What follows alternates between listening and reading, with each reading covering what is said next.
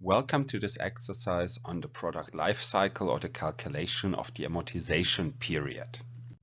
Here we have the following information, original data and some forecasts with proceeds or earnings and three different types of costs. And what we're supposed to do with this is first off determine the total costs, the operating income or profits, and accumulated operating income.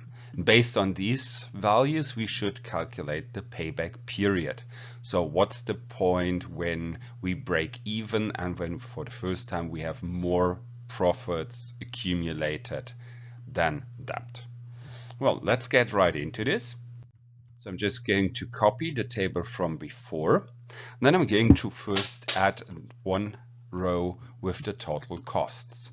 Total cost is just all three types of costs added up. So these three, these, and these. That's relatively straightforward.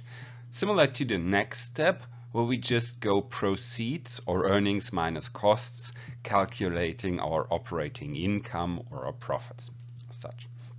So it's 0 minus 500, 0 minus 600, 1000 minus 600, 1200 minus 500, and so forth. That's then the first step for the operating income. And the next part, we have to calculate the cumulative operating income as well. So we simply add up all of these values going step by step. So start with minus 500 plus minus 600 plus 400 plus 700 plus 800 plus 400 plus 300. And then we have to determine at which point this cumulative income becomes zero. Well, here it's actually quite easy. We see this happens in 2026. So in this case, at the end of the first year, we have 500 euros debt, 500 debt.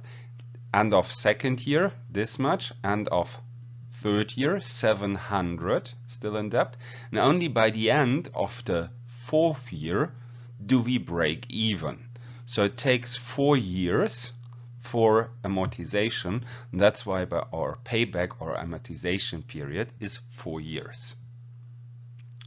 Well, that's then basically everything there is to this exercise, because we determined the additional statistics we needed and our payback period.